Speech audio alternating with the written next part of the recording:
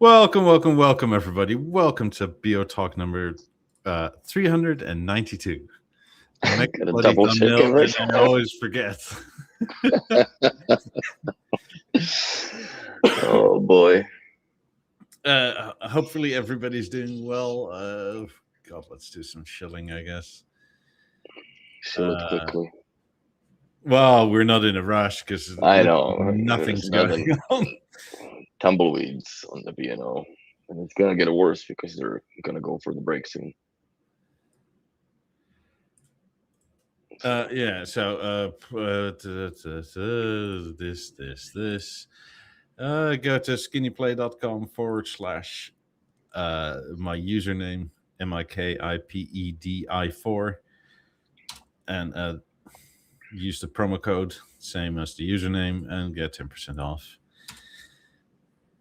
Yeah, buy yourself a cover for an A9 or stage or whatever or shape. For both. Yeah, world's your oyster, I guess. Go to our friends at Tigrino Studio. They make amazing aluminium products. Same deal. Use the promo code for 10% off, which is substantial at this sort of price. I mean, that leaves you some money to go to Skinny Play or buy some other stuff from them. That's it. So, visit tigrinostudio.com. Then, if you're in Europe or Britain, go to our friend the Cable Master Steve's website, soundsheavenly.com or .co.uk. Get yourself some cables if you need some, and or generally good electric advice.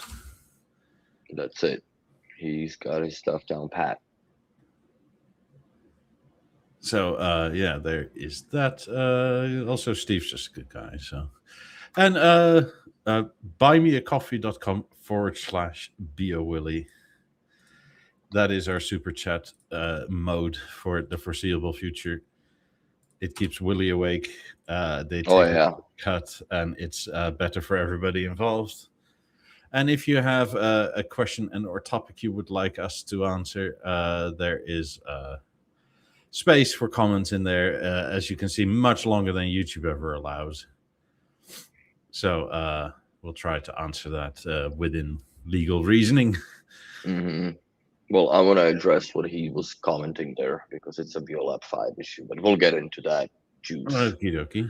once the pan gets a little hotter, I guess.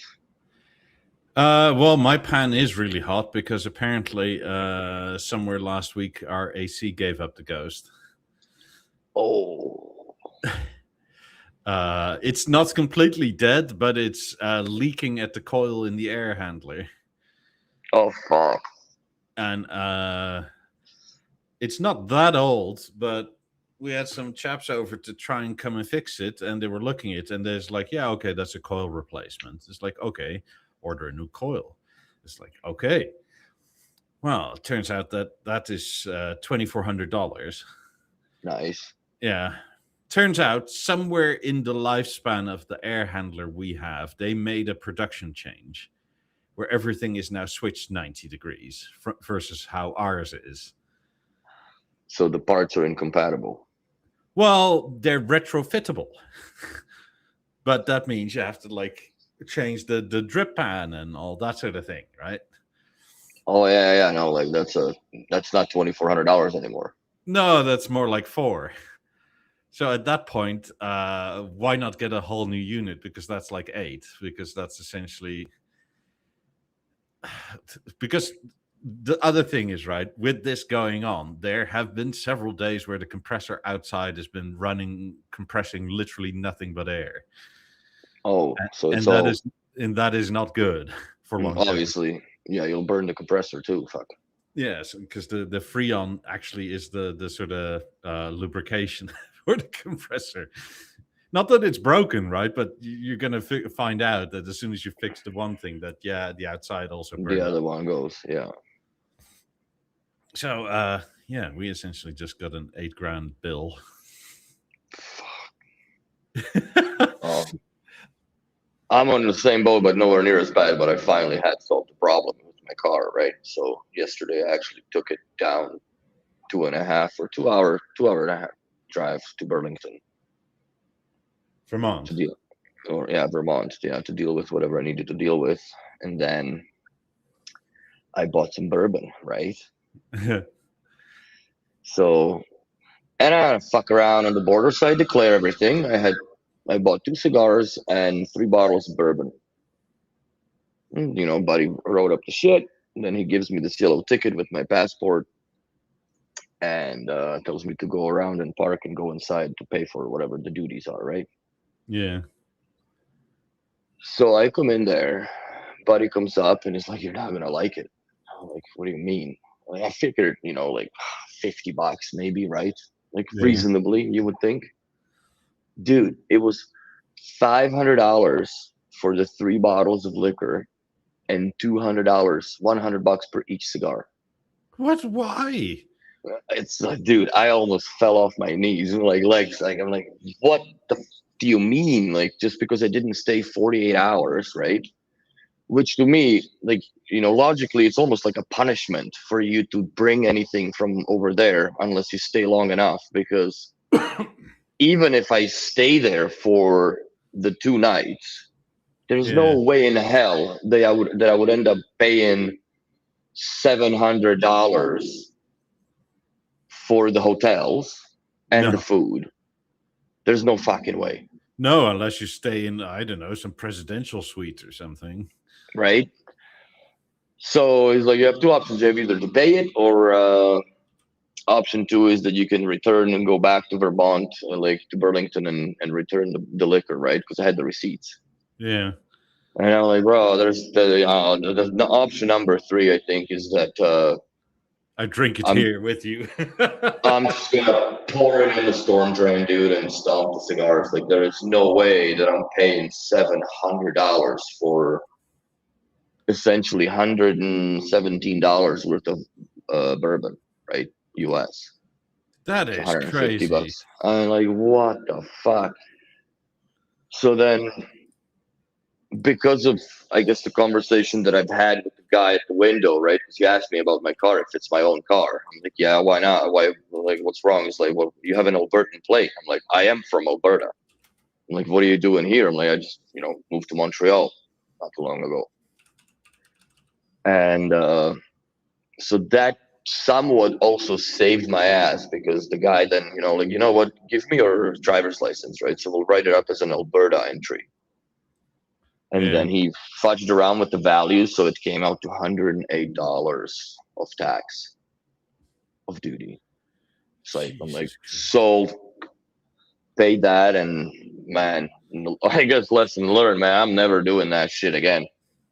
Because that's I didn't think it was going to be an issue, right? Because when it came from your place, fuck, I had 4 bottles. Yeah, and they charge you nothing, right? No, it's just like, merci, bonjour, that's it. Oh, fuck. Like, that's insane. mm-hmm. What's wrong? So, and then the guy was also like, he also like, fuck, I like bourbon too, man. Like this sucks. I'm like, but that, like, I'm like, this is insane tax, bro. Like this is insane. This is insulting.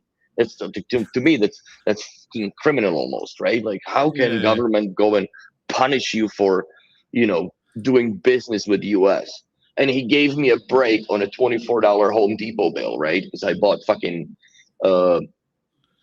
conduit nut wrenches, right? That they don't have here yet because they're brand new. They just came out. So, oh my god, I'm just worked up just thinking about it. It's unbelievable what this country came to with taxes. Like seriously, bro, there's no way.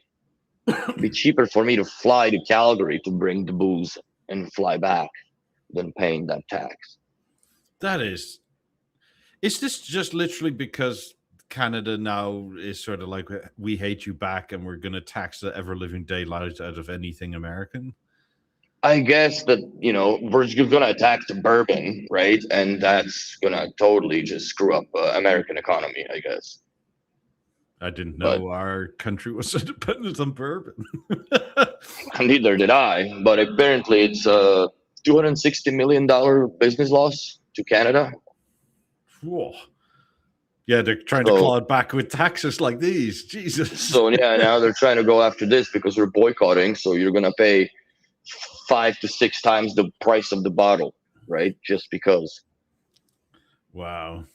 So yeah, don't do that, everybody in Canada. Don't fucking cross and buy bottles, and unless you don't declare it. But that's not my advice. I just don't play with that fire anymore.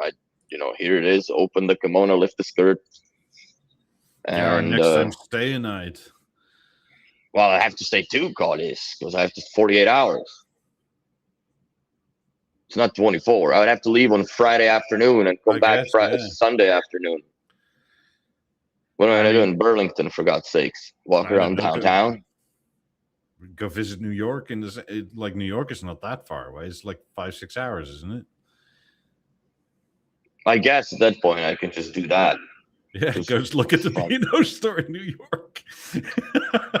Might as well, and buy bourbon. But yeah, I was absolutely at the loss for words when he gave me that number. But at least, kudos and respect that because I'm like, there's nothing you can do about it. It's like, no, man, because you already entered it in the fucking system, so I can't just delete it, right? But you either just I'm like, dude, I'm ready to break both our hearts and just pour it the fuck down the drain. That is insane. I would take more pleasure in that. Yeah. Pouring $115 down the drain than paying the $700 or $500 tax on those 3 bottles. I mean, and to return it, you probably have to drive an hour and a half one way, right? Oh yeah, it's 1 hour back. Yeah. Because it's an hour from the border, right? Then I have to Google back which liquor store I bought it from, because I just drove around, right? Went to Home Depot and I stopped at some random ass liquor store that I found, right? Looked in and I'm like, ooh, you got booze. Ding, ding. Took 3 bottles and I'm like, okay, mission accomplished. I'm going home. Yeah, the bottles were what? If they're expensive, they're like $40 a bottle, $50 a bottle. I bought one that was $55, which is 1.75 liter Maker's Mark, so the big fucking gas can, right? And then I bought Old Forester, which I couldn't really find, even in Tampa. I don't think, maybe I didn't even think of looking for it, but I didn't see it there, which is one of my favorite ones. It's a cheap bourbon. Like in Calgary, I think it's about $40 for a bottle, which isn't really that tragic. But it's really, really good. I would argue the Blanton's that is better than Blanton's. Okay. But I'm chafing a lot of feathers now, I'm sure. But that's just my opinion. But yeah, anyways. So it still wasn't worth, or wouldn't have been worth, paying that goddamn tax, man. There is no way. I would pour it down the fucking drain. That's it.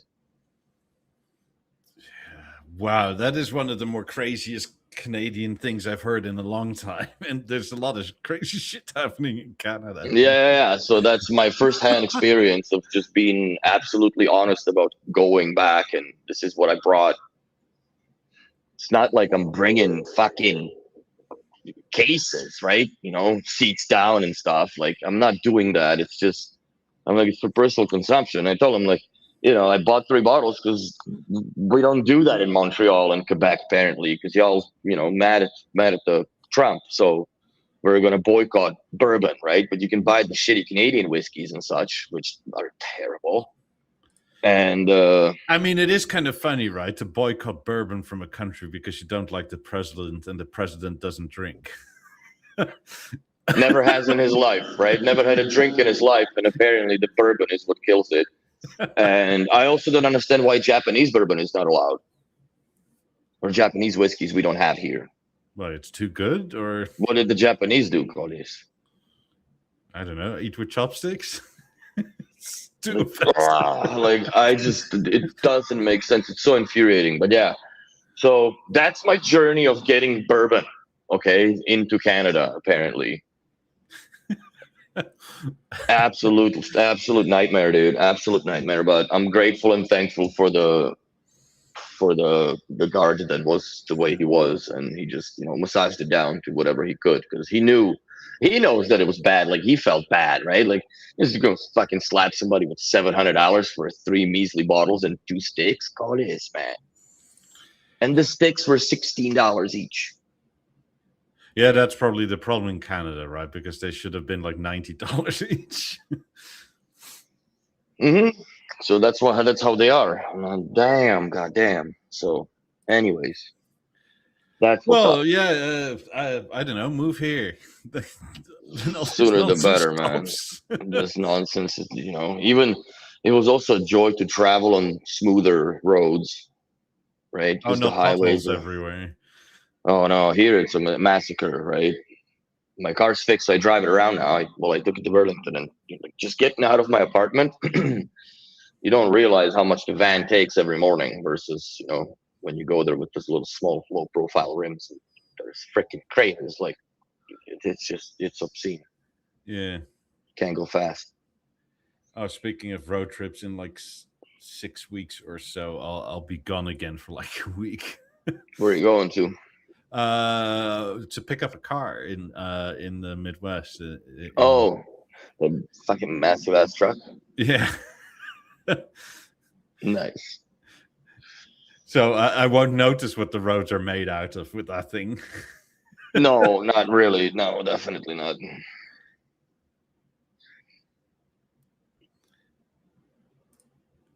Mom, yeah, it was a fucking shit show. Hi, Hi. Mama Willie. so that was the fun part of coming back.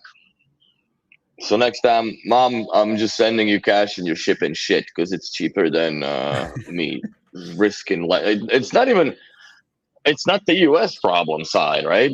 For me, it's the flipping going back to your own home, quote unquote homeland, or at this point, it is homeland because I've lived in Canada longer than I've lived in my own country that I was born in.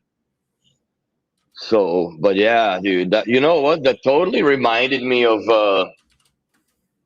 like back in the day when we went to like Poland and smuggled fucking Lego under the seats and whatever because it was communist Slovakia, right? And Poland had a little bit more open market with the world, and so like there are Lego sets that I have that were literally smuggled into Slovakia from Poland because that's the way it was. This almost feels like reverse prohibition, right? Like back in the prohibition days, Canada was the one where like, oh, you just come get your booze here, and now it's like, no, we don't want any booze, especially not from there. Oh, like it's just obscene. But I don't. It didn't even matter. Like let's say if I bought, because I was planning on buying like Milwaukee batteries, right? The M12 batteries, yeah, because they had a pretty good deal on them. But I'm like, fuck. Like, so if I spend another $140, which is $100 off, basically deal, right, on the two M12 batteries, then I would pay what, $400 in tax? Probably. Can't pour these down the drain. So what? I'm just gonna like in the original packaging, just throwing them in. So yeah, the case of VR, the problem with that is that even if I drank whatever I was able to drink, I have to still drive the fuck home, and it's an hour and a half. So that is not the best idea. No, that is going. I'm telling you, that is. Chug it and drive until it kicks in. Fuck, hurry, right? Yeah, I got 20 minutes, not even, and I'll be in the ditch. So. Yeah, but you'll be on the Canadian side, so you'll be in a Canadian ditch. Oh, dude, I'd probably rather be in the American ditch with my travel insurance than in Canadian ditch with just car insurance. Yeah, probably. And at least somebody will find me there. So, man, I'm telling you, like this was a shit show, but I have to say the car performed perfect because it didn't stall at any time, right? And I went a couple times with it. So I'm happy with that. So I might actually drive out to Ontario because the store's already open in Toronto, apparently. So I'm going to go visit and see what it looks like. And I'm going to stop at Atlas Tools there and then whore out to Milwaukee because they are one of the biggest dealers. I think in Ontario, it's the biggest shop. So yeah, that is the plan for my venture at some point. But this was a very eventful weekend in a way. So I'm trying to find any pictures of the B&O store in Toronto because it is. there was only one splash page in the newspaper I saw, but not the innards. It was just, I know it was on Discord. Somebody posted it, I think. So Yeah, I mean, B&O. Weirdly, the B&O website has nothing about its stores. Like that's bizarre a bit. Yeah.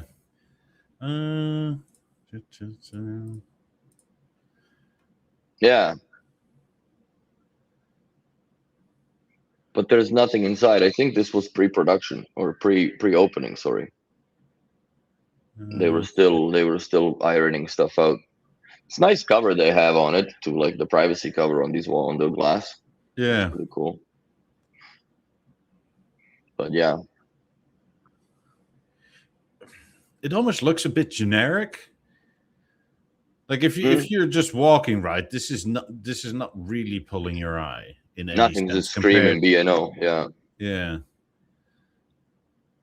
mean, it's a nice enough looking building, but it's kind of like it looks literally just like the other building. They need a big B&O logo sticking off the building, man. Just like the guys in Orlando the same way, right? They have a huge logo just pointed at the little house in the parking lot. Yeah. Because they're pretty discreetly placed as well. But they're in a good neighborhood. But it only takes you to find it once. And that's it. Well, they have 2 or 3 logos hanging out. They have the one on the road where, like, because it's an old bank building. Yeah. And then they have the 2 off the house or bank or whatever building you want to call it. Yeah, one on the side, one on the front. No, but like I said, any B&O shop, even the one in Calgary, that was like you had to almost look for it, right? Yeah. But that's the back in the day.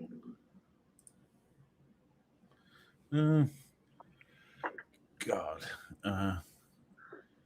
So seemingly you can't make this bigger either.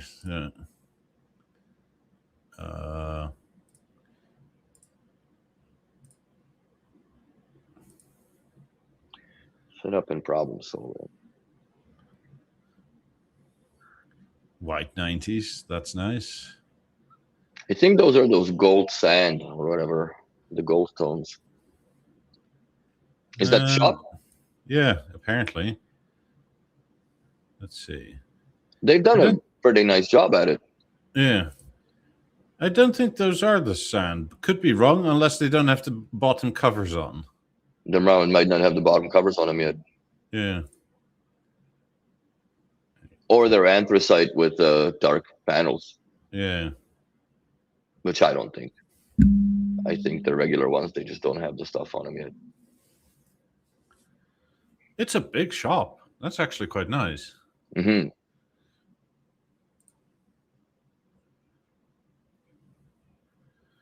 I do like that they have the rooms sort of somewhat segmented.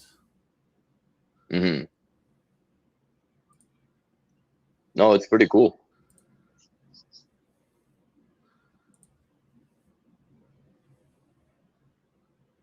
Maybe they are black anthracite, bro. Can't zoom into that more, eh? No. Shit.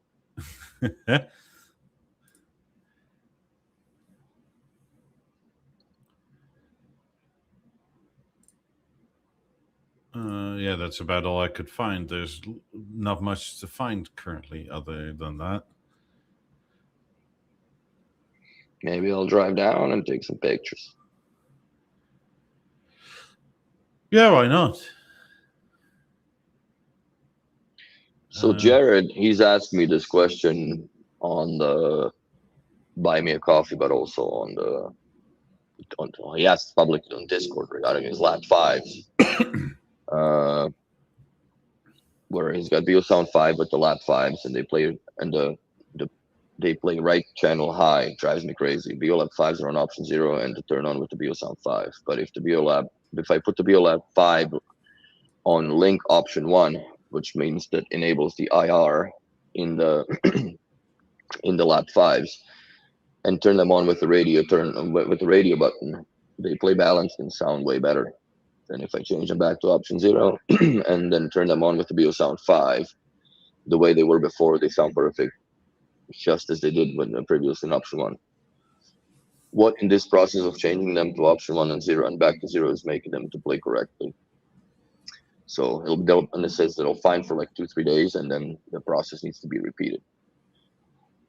So unfortunately, my suspicion is it's either somewhere on the board of the lap 5, because they are now having some weird ass problems. And what I've also discovered that the success rate of the refurb boards is about 50-50, right? Because they only address the problem that is a problem, but they don't go through the whole board and fix all the other stuff that is eventually going to go within, let's say, a year, if even.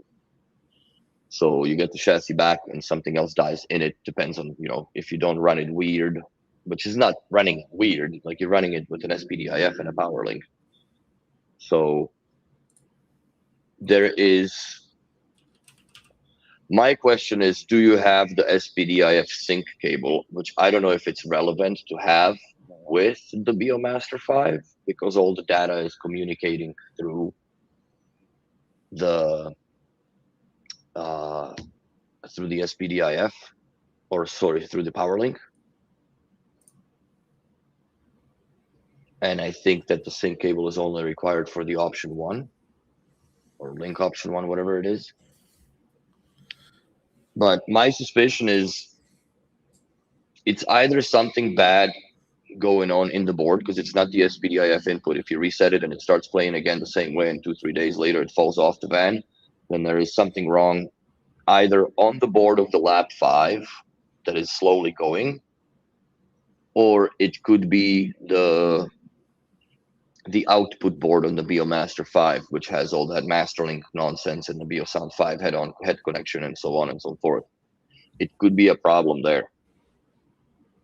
It also could be a problem on the power link, but I don't see that happening. What I would try the power link. Seems unlikely, yeah. But I would try to, because I don't know how he has it ran, right? If he's got it ran PowerLink 1 and PowerLink 2 into individual speakers, then what I would try to do is take the PowerLink, daisy chain it from the one that works. It could be that the data pin or some shit is messed up, or it takes time and whatever, something. I would troubleshoot it that way. I would daisy chain the lap 5, have a surface ran cable from one to the other. Yeah, it looks ugly, but at least, test it. But that's the only thing. I don't think that the CMOS battery has anything to do with it on the BeoMaster 5, unless you really power it off completely, because usually it's if it's on a if you disable the power savings, then the BeoMaster more or less is just asleep, so it never fully powers down. That way it also can be accessed from link rooms, more or less. So that's where I would start with it.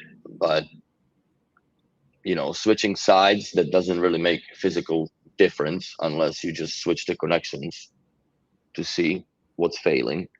But other than that, bro, I would really suspect the Mr. BeoLab 5 is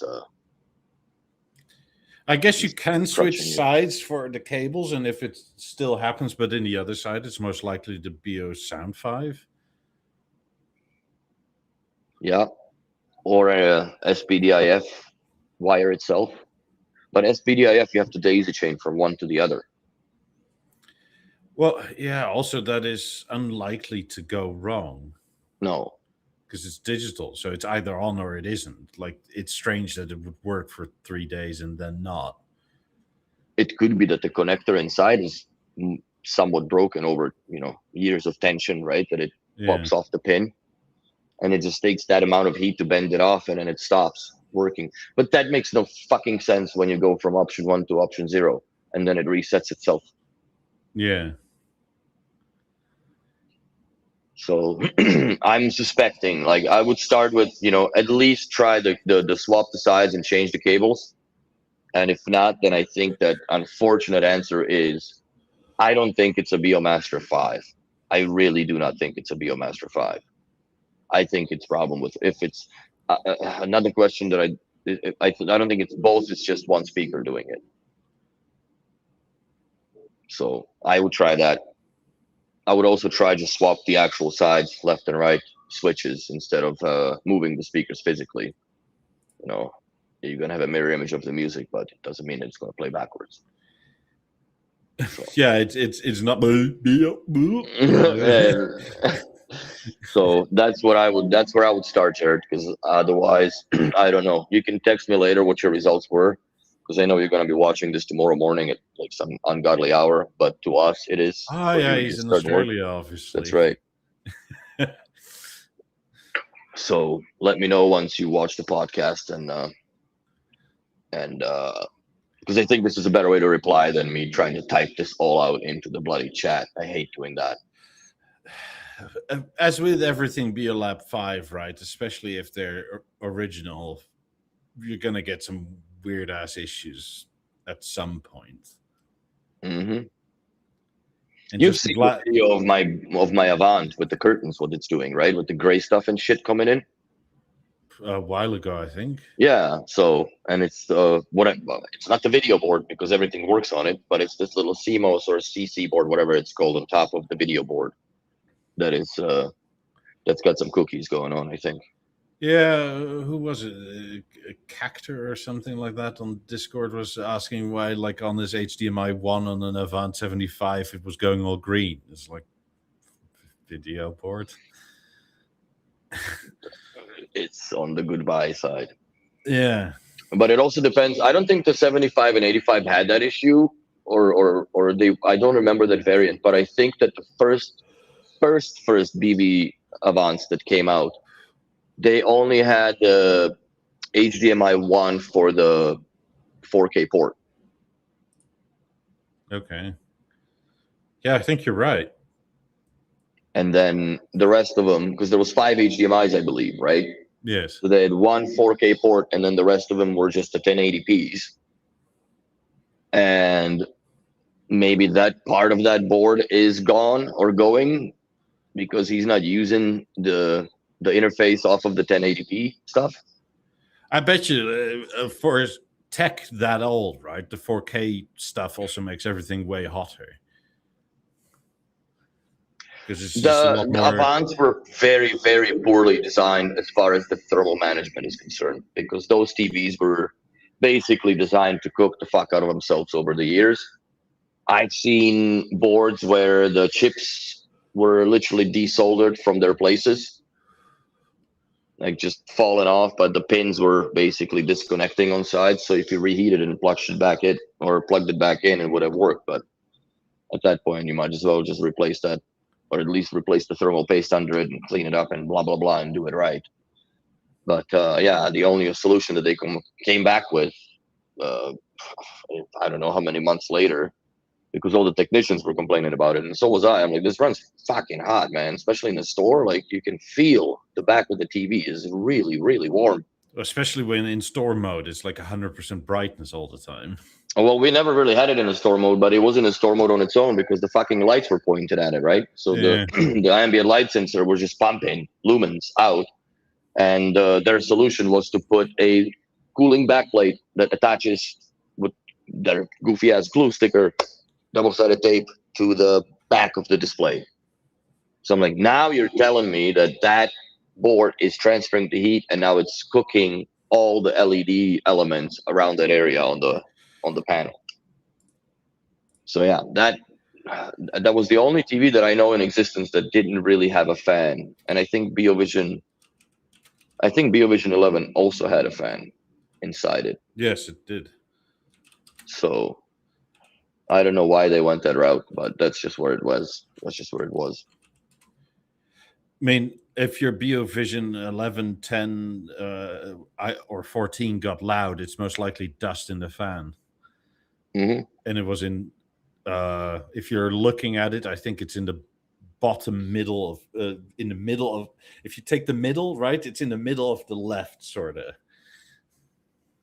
But if it's on a freaking wall bracket, then you have to take it off.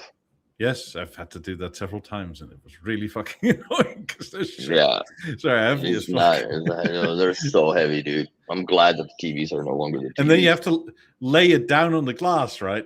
Which is also not exactly a pleasant thing. Like, but the 10s were way more solid than the 11s. 11s had that sandwich of 3mm sheet of glass with polycarbonate and then 3mm sheet of glass again. Sure, but like my mind is racing. Like, is there a screw on the floor? Is there anything on the floor that it's like, or even if you put in a blanket, right? Like, did anything fall metal on this fucking blanket? Because otherwise, usually on the bed, bro, on the bed.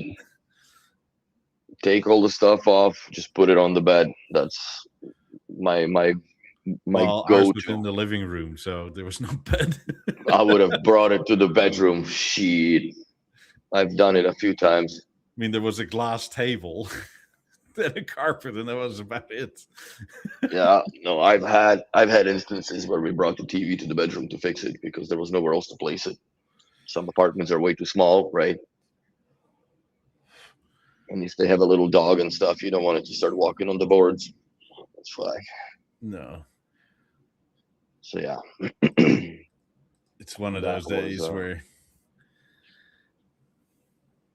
where like the potential for things going wrong is unpleasant. Yeah. So I did see apparently in Hong Kong they're going all out with celebrating B&O. Okay. Oh, would you look at that? Oh, they got it powered up. No fucking way. That's cool.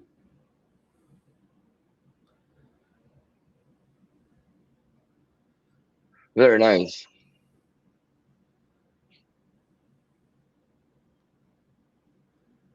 I mean, yeah, all the old traditional stuff is so sweet. They're doing more in Asia than they're doing over here, apparently. Well, Asian market's big. I don't know how. Holy shit, on a bus, bro. Yeah. Very nice. It's that just, BeoTime should be available online, for God's sakes. I really like that clock, or would like to have that clock. Can't believe they have the Balenciaga there on display too. Yeah, they have a little bit of everything, really. Mm-hmm. All the real classics.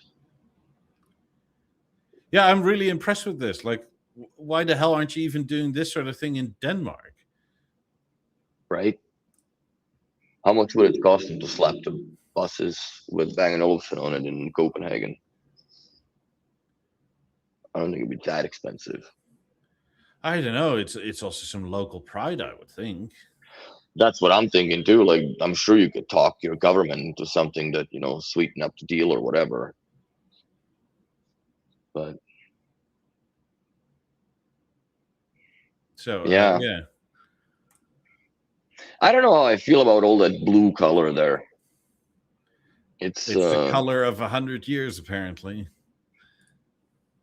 Wonder how that decision was made, quite honestly. I mean, they're also doing still custom stuff because our friend Karel sent this to me. Oh, that's that invisible TV. Yeah, but it's on a boat. Sick. So there's like a custom stand that's like bolted to the floor. Oh yeah, that thing's gotta be bolted to the floor like there's nobody's business. But that's a cool idea. That is custom everything, I guess. I wonder how it sits on the theater. Yeah, some sort of custom bracket again. Mm-hmm. Can you pause it? Because there's a shot from the back somewhere. I'll see if I can pause it. Boom. There's some sort of bracket down here. Fuck, I wish we could see more in the reflection of the mirror.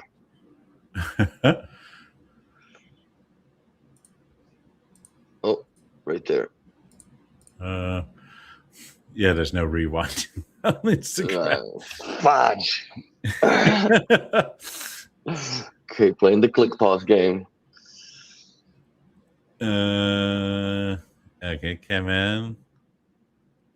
Let's go. Right there. See? That's interesting. It almost reminds me of Harmony. Yeah. Pistons. What were we saying about the metal? I think this metal bottom of the screen, right, has some sort of faces/stand bracket contraption on it. And that is what this cover is for. Like it's attached here somewhere. Yes.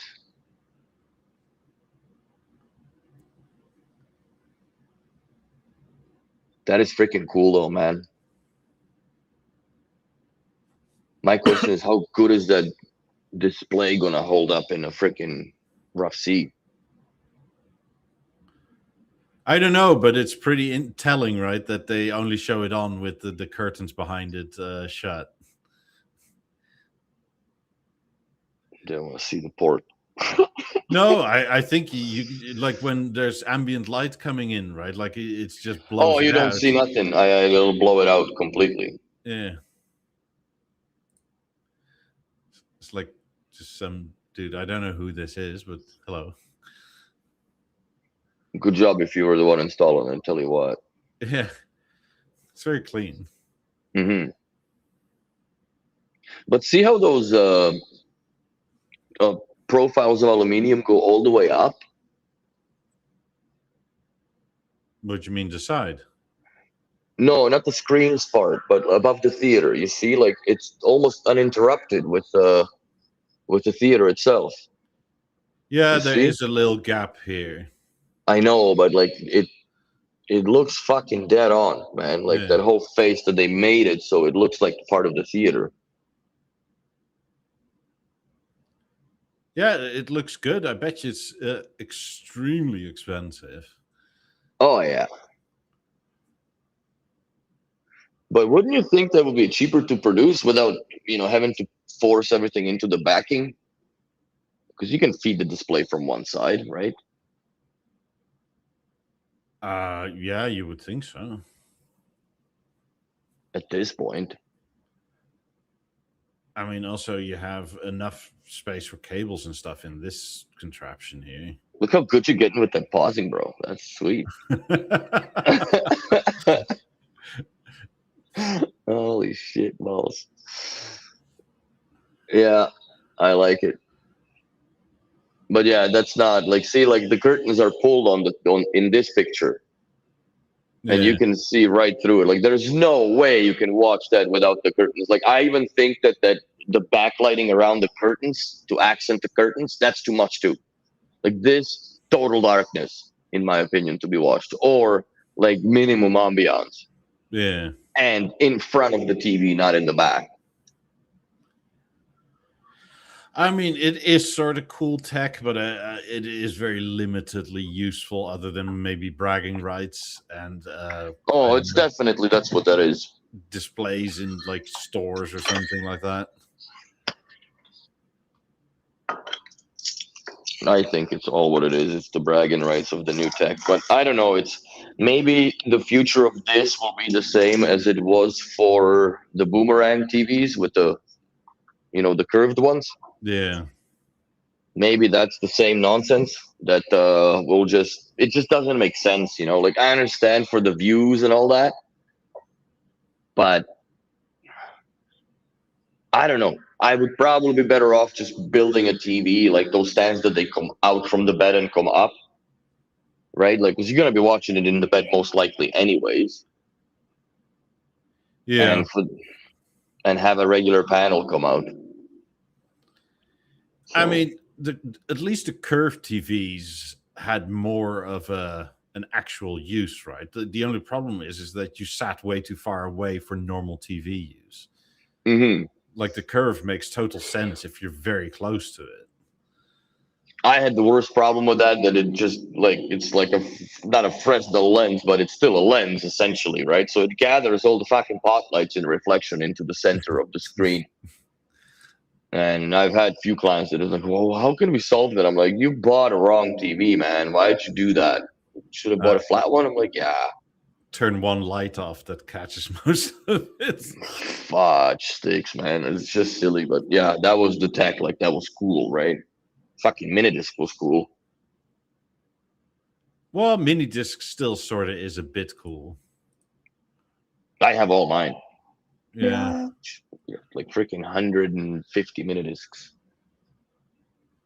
Maybe one day I'll venture into listening to them on the 90s. So yeah, I don't know if you like this TV and if you want to see it, go Captain Kate McHugh. I bet you she charters this boat if you want to be on a big ass boat with on it. But that's cool. I like it. I approve of this installation. It's very nice. So yeah, good stuff. That's about somebody the only thing, posted on Discord also. I don't know if you've seen that. There was a link to a page that shows a premiere with a freaking what is it, contour stand and a TV mounted on top of it. I did not see that. Yeah, that was very recent. I think it's under BioVision tab, but I try to look for it on the B&O's website, but it does not exist, at least in Canada. We just have regular Premiere. See this? Yeah, exactly. Truans.com. Okay. Isn't that cool? Yeah, it looks kind of nice. It's a dinky 42-inch TV on it, or 48, whatever, right? That so the profiles match. But like for a bedroom, too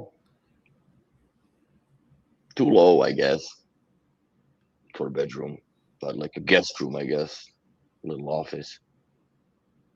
You can watch your stocks, burn your panel, the fucking stock numbers, and that's it. Is that freaking lightning? Not yet. Well, if you wanted to, I guess you can always put some sort of LCD on top of it and not burn the screen out for your stonks. Mm-hmm. But yeah, it's an interesting idea that I've seen, and I think that they should do it for sure. This must be Denmark or something. It got to be somewhere there because it's kroner something. But I don't know which type of kroner. But it doesn't show the stand in the price, I don't think. Yeah.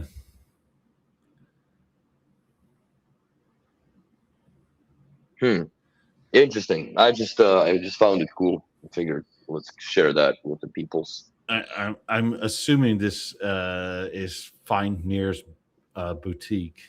Mm-hmm. Find Near's shop, I guess. Yeah. Or his boutique. Let's see. Click it.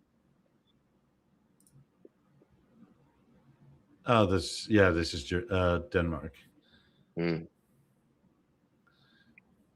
This is the one Henrik always went to. Esbjerg. Well, he pronounced it right. Yeah, he always said Espia. It's like, what? Esbjerg, how do you write okay. there? Like, B. apparently it's an accent thing. I always thought it was Espia. It's like, that's how he says it. It's like, okay. No, there's gonna have some erg on it for sure. Yeah. Nice. Or maybe I'm just not fluently Danish enough that I don't understand Danish. Which one is the one that is the big one? What? Aarhus? What's the address of it? Try to pronounce. No, not Vejle. Vejle? No. Where? No, somebody said try to pronounce the last one. I think it's Vejle. Yeah. Did I pronounce it right, Banya? I can pronounce your name for God's sakes, let alone this shit.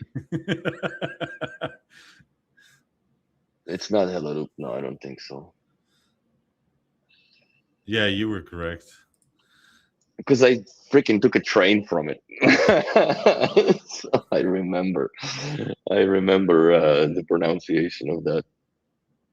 Bastard 82 zit Espia. So Esp, yeah. Okay. But it says Esbjerg. Like, that's Yeah, G. it's just don't question. It's like French; they also eat their words and swallow the rest. And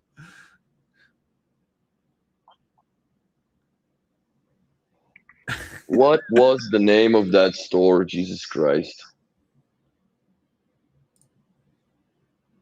I don't remember now. But that was the one that was built like the Violet 12, the gold one. Remember? Yeah. That is Herning, I think. Yes. Was it? Denmark.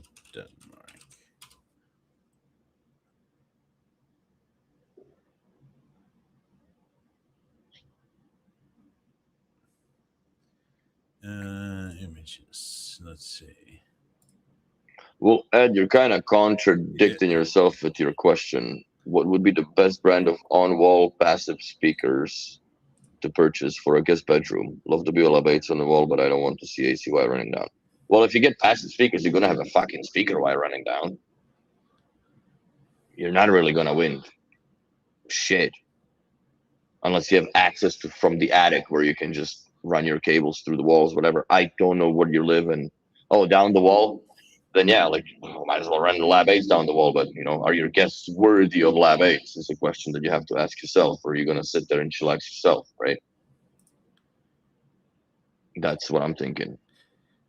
Yeah, that was the shop. That was the shop that we're talking about, Herning. So, if you wanna, yeah, it's just that's the struggle with it. So, I don't know, but if I were to go with passive speakers, I would go with Origin Acoustics. And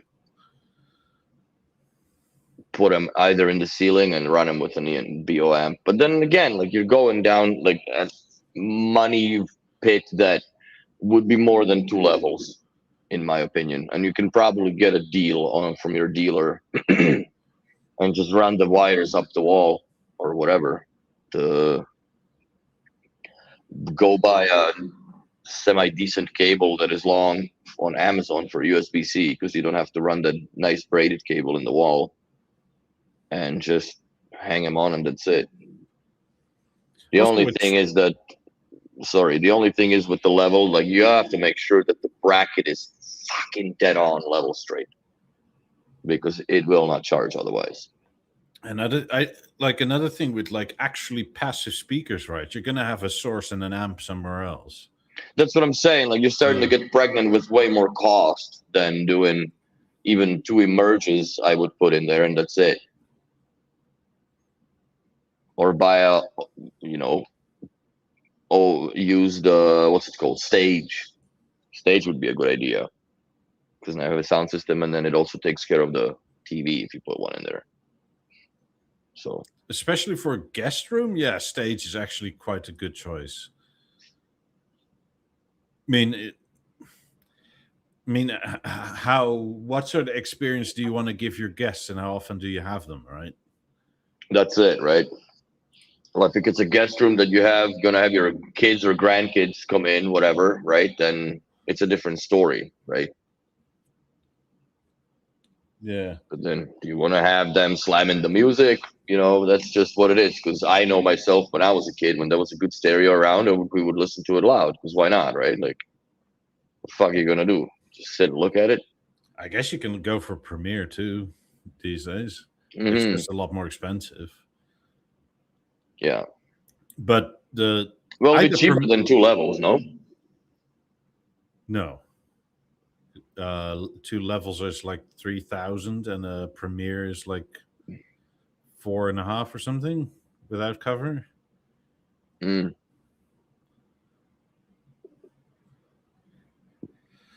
But in terms of like minimal shit on or in the wall, right? Like both the Stage and the Premiere have one power cable potentially, and that's it.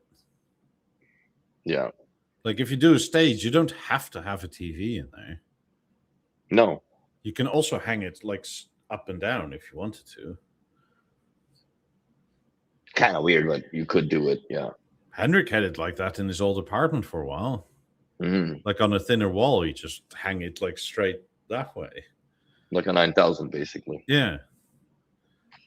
And then aim the tweeters, right? Whichever way works best for where the room is. Yeah, because at the end of the day, it's just basically a room filler. It's not a speaker that you listen to, pay attention. Yeah, unless you really don't want to see your guests, right? Unless you want them to be in awe. Then get some 8s and hopefully they stay in their bedroom for longer.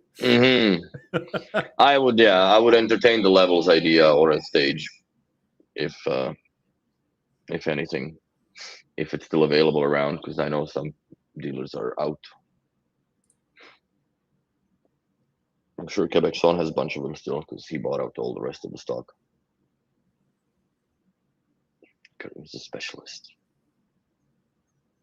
So yeah, I don't know. I don't know. Regardless of what speaker you are going to end up with, you will have to run a cable. Either way. Yeah. You have CX on the wall now. Get the Origin Acoustics, man. I forget the name of them, but I would get the Origin Acoustics.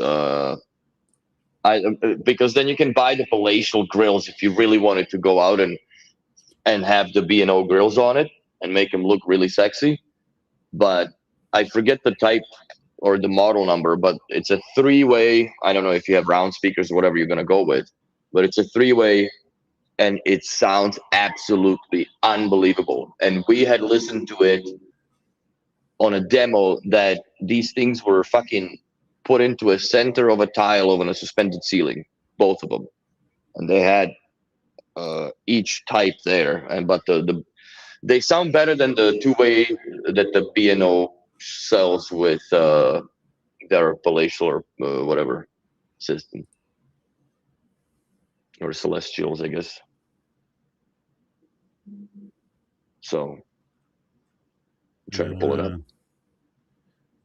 I'm just browsing speakers on their website.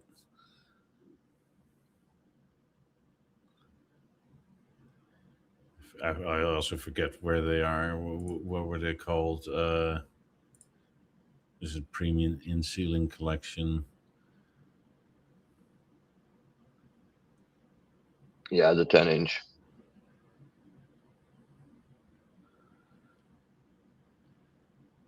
The 101, the what is it, Director D101 in ceiling. That's the boss. That's the final boss, man. No, there's a 3-way as well somewhere. One above, I guess. No, that's a dual tweeter. This is a 3-way. No, it is a 2-way still. No, it's got to be 3 ways. It's tweeter, mid, and bass. Oh, but you can pivot those. I hate these sort of zoom in without getting bigger. Yeah, that's silly, man. God is. But it's basically self-encapsulated. Yes. No, these things are fucking unbelievably good. Honestly, they're unbelievably good. They're better than anything that I've heard so far from in-ceiling speakers of like even Bowers and Wilkins or Canton that the Quebec Son did here, or whatever else I installed back in Calgary. I've never, like the Origin Acoustics, dude. Those guys have it figured out, man.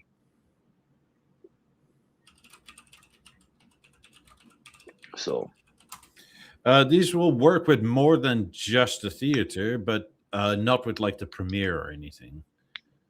Yes. No, because you're gonna run a BOM2 off of them, or into them, right? And then it's just basically a power link socket on your theater, left and right. Both you have one. They'll work with an Avant or an Eclipse or a Harmony or anything down all the way to BioVision freaking 10. Yeah. As long as you got power link outputs enough to allocate for it.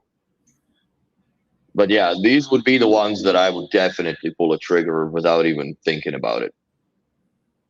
I just don't know where to put them because I don't live in a permanent residence yet. Well, so you literally can't make these holes in your ceiling.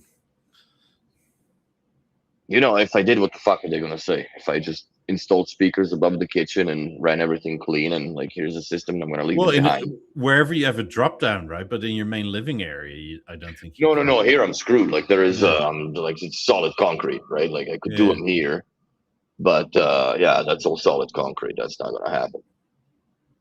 I'm in the fucking neighbors. Hello. You mind just not stepping here on my back of the speaker? Could you help me pull a cable? Jesus Christ, can I run it off of your kitchen? But yeah, no, that's I would go with the Origin, honestly. There's a reason why B&O has been with them or played around with them, but that's get that and get the and I would get the palatial grills on it or celestial grills, whichever shape of the speaker, if you go with the square, or I mean the rectangle or the circle ones. But the 10-inch, like those are cat's meow. They produce a very, very, very good sound. So that's what I would recommend. Yeah. Okay. Go for it, Ed. Then again, bro, if from CS 50s, that's a big, big, big upgrade. Big upgrade.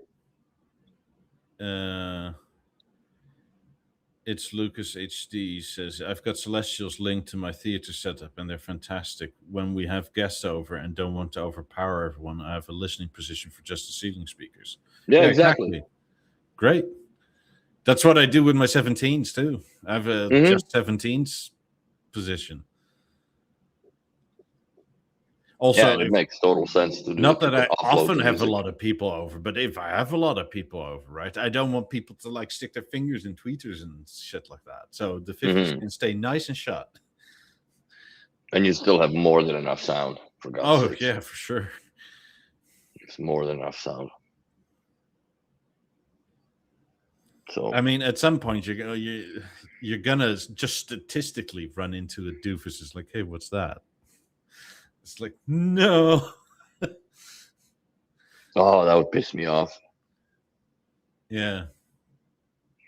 But obviously, I will not let that happen. That's why also here I keep the covers on. Because, yeah, people are stupidly curious sometimes, and it's too late. I mean, especially if you say silk dome, it's like, oh, is that really silk? Yeah, exactly. I mean, statistically, you're just going to run into some annoying person at some point. Oh, there was always somebody that, like, even in the old showroom at Calgary, that would try to touch the tweeter or the mid range on the lap 5, right? I'm like, don't stick your fingers there, man. What are you, fucking stupid? Like, come on. I mean, it's the same with B&O and their 90s in their museum, right? Like everybody pressed every cone of every driver in the 90s. Like those fucking 90s are ruined. It's really fucking sad. Like every tweeter has the dome pushed in, and like mid ranges too. That's terrible. Yeah.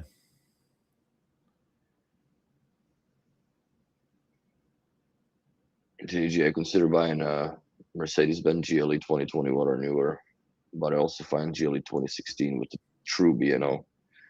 I truly consider the B&O just for the sound. I remember the first Audi A8 with B&O. It was amazing.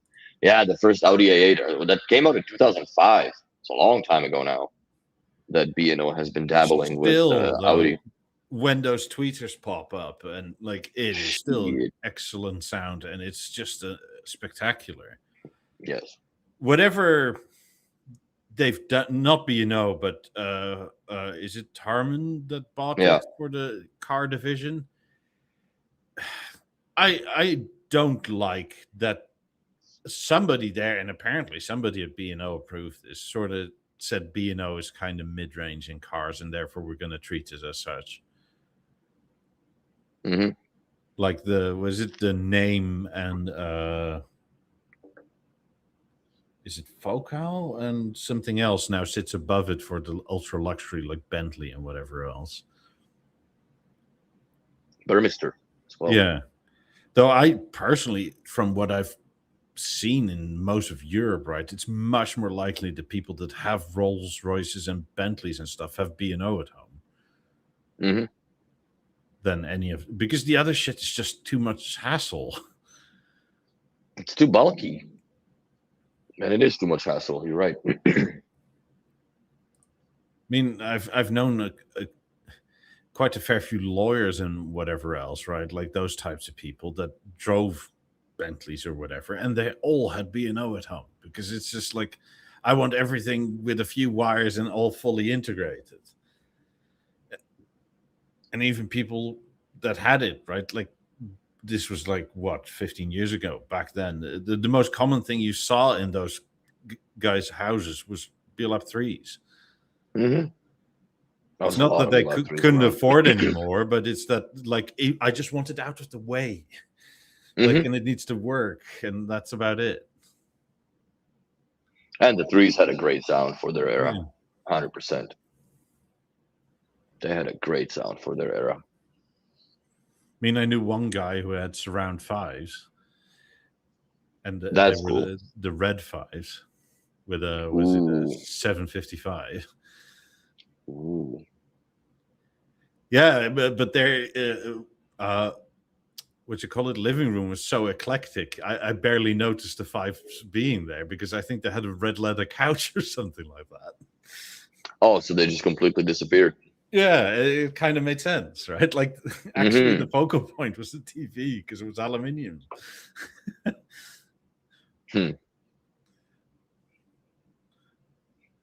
Yeah, I remember when they were doing the colors and it was just normal. Yeah.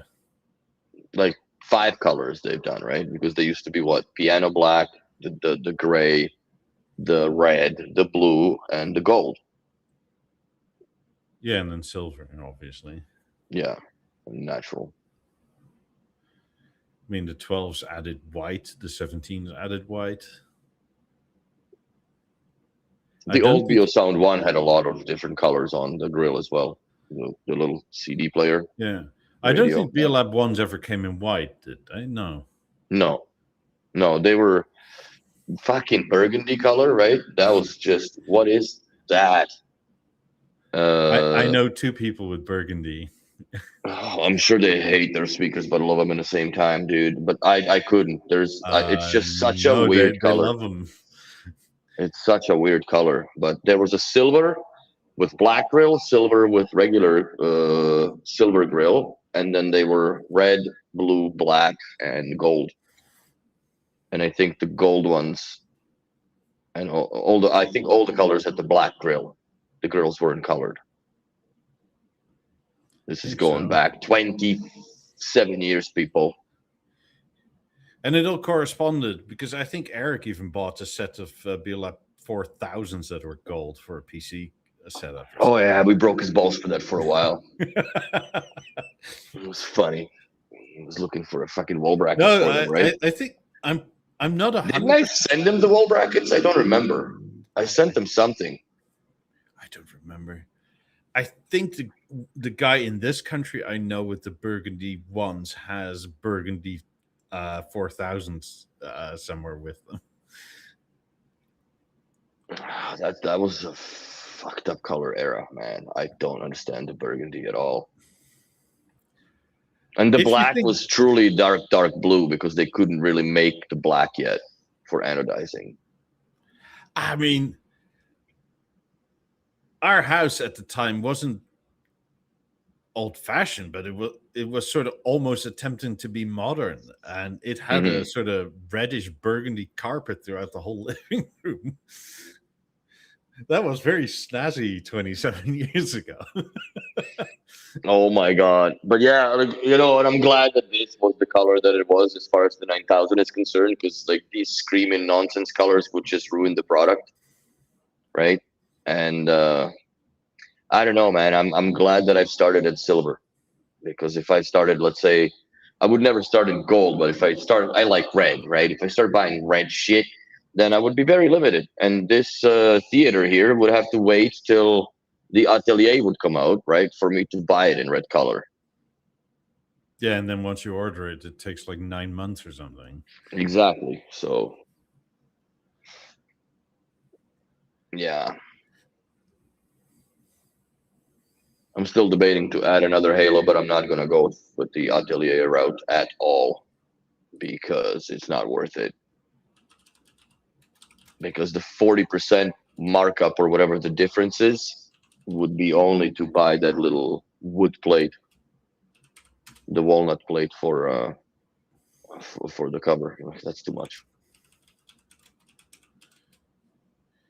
If you live in a country like the UK or here or something, I actually think the sound system in your car is more important than like how much power do you have and how does it handle and that sort of thing, right? Because most of the time you're either like on very long highways or you're in fucking traffic. Yeah. There's only a few boosts you can make out of the lights, and not in Montreal because you're going to lose your wheels. But yeah, that's what I always told people too when I used to work at Audi. I'm like, there's only so much you can do in the car while you're driving. You either listen to music, you sing along, you talk, or you argue, or nothing's happening. Yeah. That's it. There's nothing more that can possibly happen in the vehicle. No, there are more things that I'm not going to talk about that could happen in the vehicle you're driving, but that's just not where we're going to go. And that also requires one person to not wear a seatbelt. So that's not. At that point, music also matters. Very fair point. Very fair point. The music is definitely, you need to have a right tune for that. And music is a spice of life, man. And quite honestly, like if you really want to bomb the fuck out of your system, the best place to do it is in the car because you're moving at whatever speed, somewhere in the middle of nowhere, who cares? Where if I do this here with the 90s, I'm going to just have hate on me. Yeah. I invited my neighbors to come over before I move to show them the system because they didn't know. Like, yeah. And she like mysteriously spoke English all of a sudden. So she probably downloaded Language Pack or something and now she's like fluent. So I invited him to just to come and sit down. Ouvir la musica avec moi. Avec moi, fuck. So yeah, they're hopefully, I don't know, but it's always like people talk and people talks and bullshit walks. I mean, especially like a lot of people here in Florida have sports cars, right? But it's kind of like, why? Because we have no corners in this state. Like everything is fucking square. So same. Well, I guess here I can't really say because there are some curvy roads, but it's all straight highways here as well. But like the best place to own a sports car, in my opinion, honestly, it's in British Columbia, or Colorado over there somewhere where there's mountains where you got these fucking curves and things where you can take an advantage of the car, or places where they have a racetrack close by. Like there's one I think in Edmonton, but there's a couple of racetracks here. But then you pay insane money to be a member of it, but that I guess comes with it. I mean, I went to the Smoky Mountains, right, which is still in the South, and Tennessee, you name it, it's windy roads everywhere. Mm-hmm. Like, and you don't have to go fast for it to be interesting, but at least it's interesting. Yes. But Florida's flat as a pancake. Yeah, there's not much going on. Even when we went to Miami and all that, are like, fuck, like, nothing's going on here, right? It's just straight road. Yeah, it's like in kilometers. Like from here, I get on the highway. It's 350 kilometers south, and then I take a left. And then it's like 125 kilometers, and then you're there. Yeah. And it's literally straight and left. Yeah, even when we went to Miami, that was basically it. Yeah. Just down and right, or because down and left. Tampa, Miami, right? You go. Yeah, hockey stick. Fucking hockey stick in there, and that's it. JG, what would you choose? 4 lap 5s or 250s?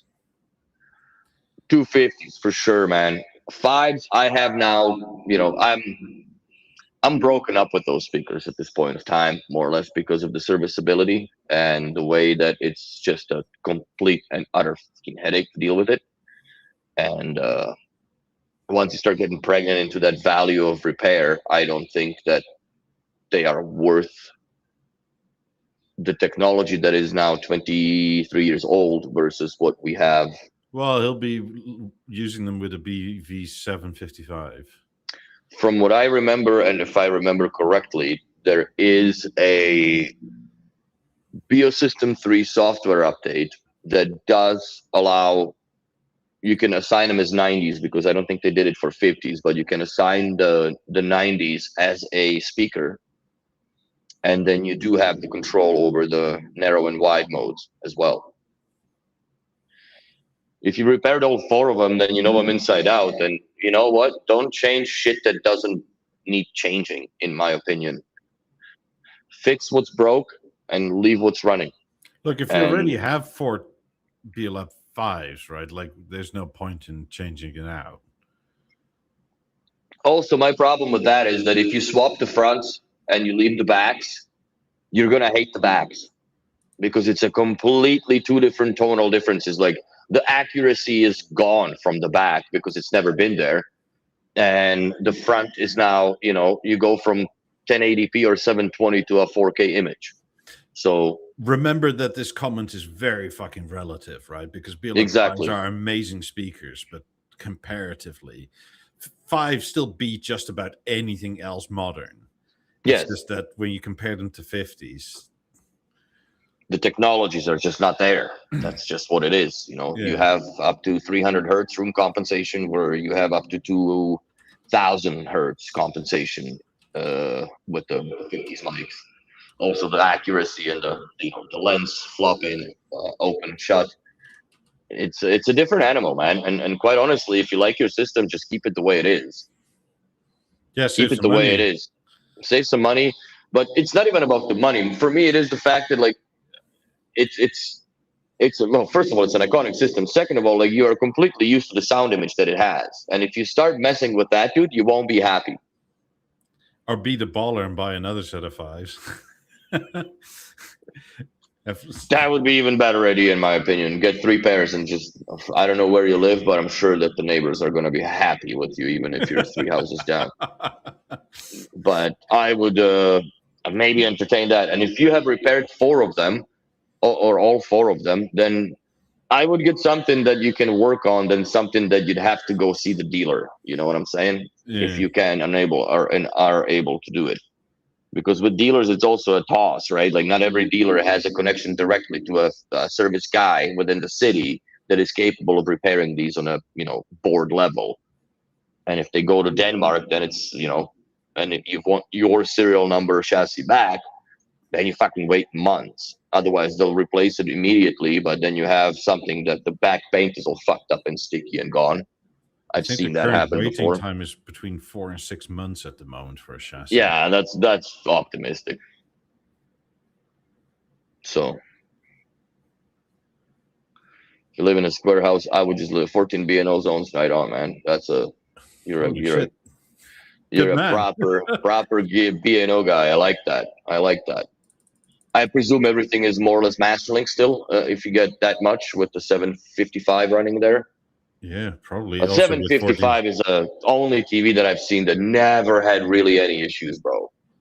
It's a solid TV. Best LCD panel that Samsung has ever produced at that time.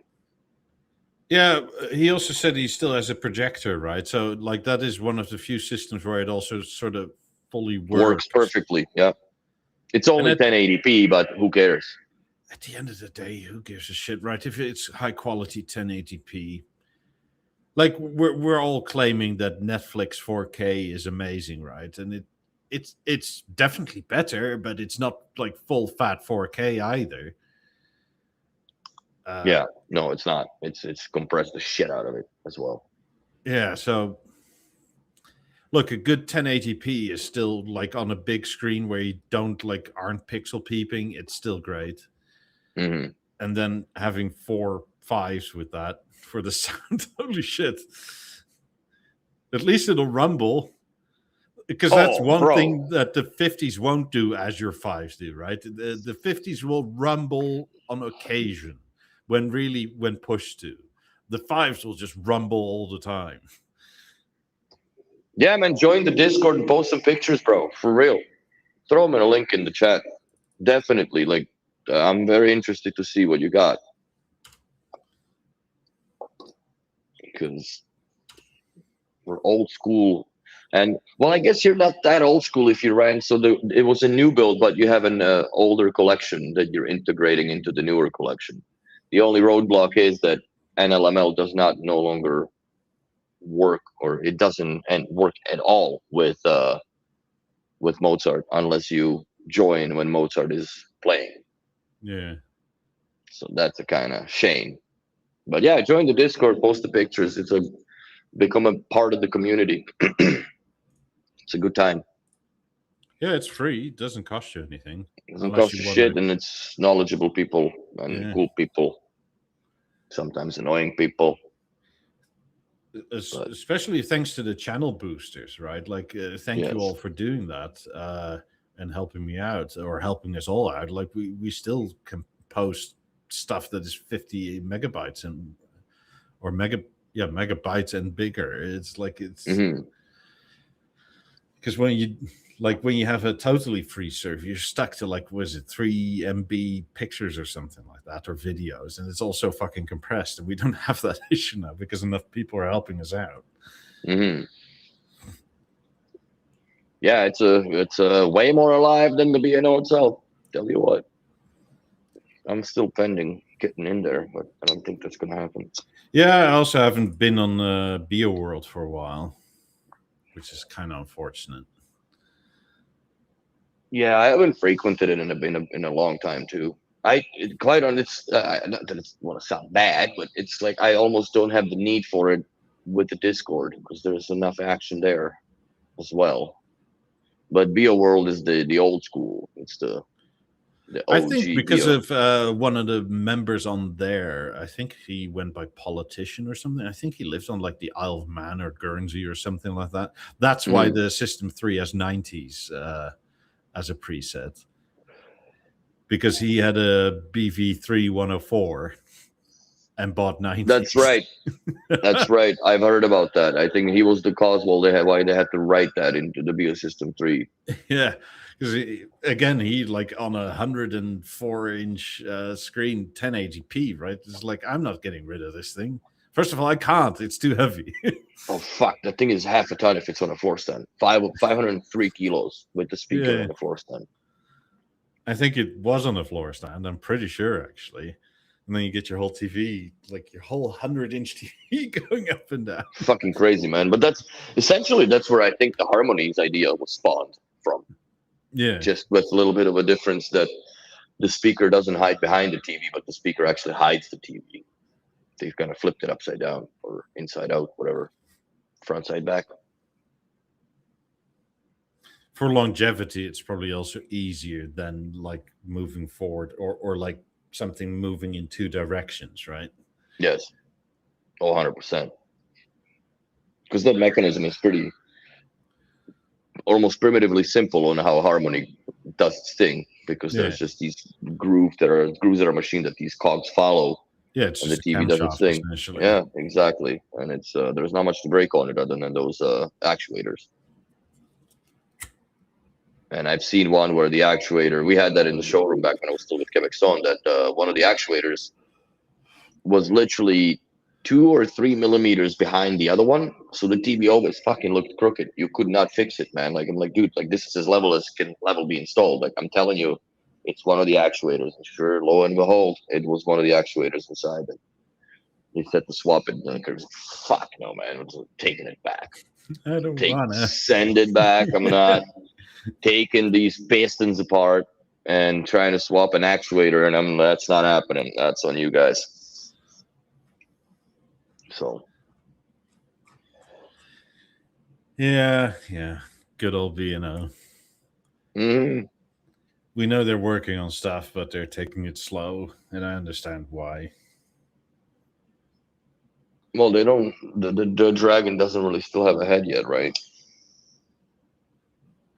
That's Yeah. one of the Also, first I ones. think that, especially with all the commotion, right? Like they kind of got to settle whatever the fuck is going on now to figure out. I don't know if this whole Christian Tear situation has been resolved yet, right? If they worked out how much he's walking away with. He's asking way too much, though, man. Well, what's crazy to me is that you have performance bonuses that pay out regardless of whether you made the target or not, or that there was no real target for it. It's like, That's fucked up. yeah. How do you get a bonus when you don't perform? It's just like the potato medal. Apparently, he was so good at negotiating, right? That like he made out like a bandit, yet somehow he couldn't do that negotiation on behalf of B&O. So there are new products on the horizon, but it's a bit of, because of the leadership change and the current financials and that sort of thing, it's a bit of a. I also have a feeling, right? Like they could release stuff now, but I have a feeling that this new guy is sort of like, could we please not have all these fucking bugs in it? If that's the logic behind it, I'm fully supportive of it. That delay the projects till they are actually 100%.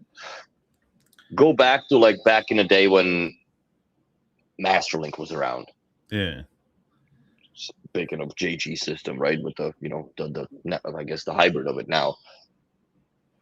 But when I was living in the Masterlink years, I rarely had fucking problems, dude. Yes. It just worked. Like the worst part that could have happened to your system is the fucking IR flasher fell off the goddamn thing, right? And you had to go wherever that thing was buried in the basement and stick it on because the installer doesn't use electrical tape, or they just use a little bit, where you got to put like at least 6 inches overlap on the cable box. It fucking heats up. And that was like the only problem that happened to my mom's too. Like the freaking IR flasher just peeled off after she had a internet changed, right? So the guy came in, fucked around, and knocked the thing off somehow. And but yeah, like it's solid, man. I knock on freaking wood. The BV9 in my mom's house still works, which was my first TV. That thing will outlive freaking nuclear war. Probably. I swear to God, man. Like that, the BV9, man, that's a tank, not a TV, with the BeoSound 5 and BeoMaster 5 inside it. I don't know. I mean, a lot of your dealers have seen stuff on the horizon. So if you want to be extra snoopy, go ask your dealers, right? And then keep. Yeah, we're not gonna divulge. It's all a bit like up in the air of who, what, and when. Other than that, I'm not going to say that much more. Also, the things I've seen and or heard about was in a stage where there is still room for change. Yes. So I guess the best way is to snoop on the what's that pattern website or patent website. Right? Because FCC. then you'll know for sure. .io or something like that, or the Chinese variant of it. Then you'll know for sure something's coming, just like we found out about the theater, more or less. Yeah. But we couldn't tell what it would look like. We just knew what the inputs were becoming on it, I guess. Or the premiere was also there too, right? We were looking at that. I think so, yeah. It's been years. I mean, then again, the premiere came out not that long ago. I mean, somehow it feels like it's been a year, but it's definitely isn't. No, it's not. Another thing I wish they actually stop and reconsider, right, is this whole paper launch nonsense. Yeah. Because they did that with the premiere. Of that. And like it was launched, but then it wasn't available for like 3 months at least, and only in one color. It's like, okay, if you do a paper launch, right, you better have ample supply of everything. You can't just launch one per on showroom. paper like 3 different colors and grills and whatever else, and then Gold one available in from March. this Yeah. day, but only in silver and only with cloth. Yeah, I know, that's silly. I hope they get. I mean, I do wish they would like purposely leak, which isn't a leak, right? It's just appetizers essentially. Well, I think the best leak they've had was with the Harmony picture. I think that was one of their best. Remember that? Because it was a picture of it, but nobody knew what the heck it was. If anything, it looked a bit like a level. Yeah. So I don't know. I still think that the levels are very incongruent in design because it's just a Harmony wing. Essentially. Yeah. But they are, I don't know. I like the levels. They're understated, in my opinion. Maybe my love for a level comes also from the old school BeoSound 1, because that kind of sort of replaces it in a way, right? On a modern fashion level. No, I do like levels, right? It's just at some point they got really quite expensive, and I think they're pulling back a bit on that. And I just wish they introduced more colors. And for my personal use case, it's very hard to take it outside. Like an A5 is doesn't make sense. Much better. Well, yeah, it's way more stable. Yeah. Like I am too poor to buy a table that doesn't jiggle when you touch it. Well, but at that point, like, you could lay the level down, right? But then it kind of fires into the ceiling. I know it's the acoustic bubble that they have as a technology. We've used it a few times with Nick when we're having cigars and stuff. And we had some fun stereo pairing those things together back in the day when it was still hanky-panky, but it worked somehow for that, one cigar session. But yeah, listening to stereo levels was a pretty good experience. They got enough bass in them, for sure. I mean, if I had my druthers, right, like I would just hang an A9 on the wall outside and leave it outside permanently. Aren't you going to do that at some point? Probably. But I need approval, right? Like, then start with the wall bracket. Just put it on. It's just all of a sudden while she's working. What are you doing? Plumbing, baby, plumbing. I gotta put fucking 4 holes in this wall. Don't ask why. And that's it. Tell them that's where the vents are. I don't know, man. Fucking make something up. You can do it. You can do it. Yeah.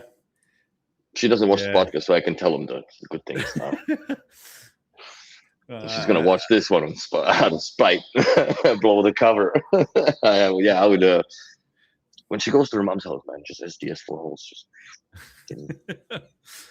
No, I've got to wait a little bit, right? Because literally tomorrow, I have to spend $8,000 on an AC system. Yeah, no, that was an unpredictable kick in the sack for sure. Yeah, like that derails the fun train for a little bit.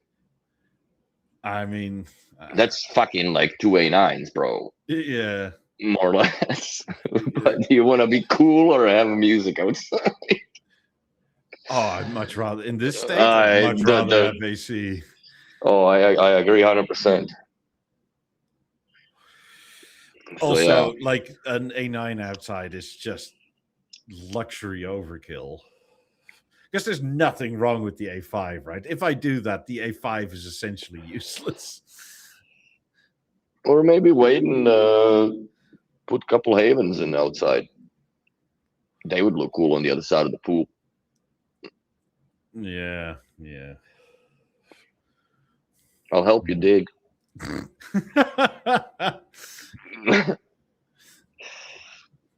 Fuck, maybe might as well make 2 freaking graves for us as well while we're doing that.